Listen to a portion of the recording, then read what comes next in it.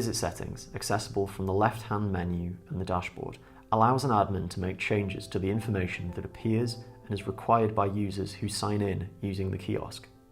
Select Visit under Account Settings, and you'll be presented with a list of toggle options that you can turn off or on.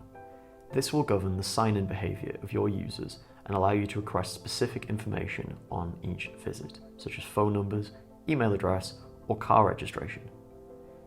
In addition to required fields, you can select whether to turn off or on the following: the ability to take pictures of a visitor, visit details emailed to a visitor or contractor, email sign-in notifications to the host, email sign-out notifications to the host, the ability to show general terms and conditions, requirements for site access, requirements for visitor and contractor site access, requirements for documents for both visitors and contractors, delivery alerts sent to the default company email address,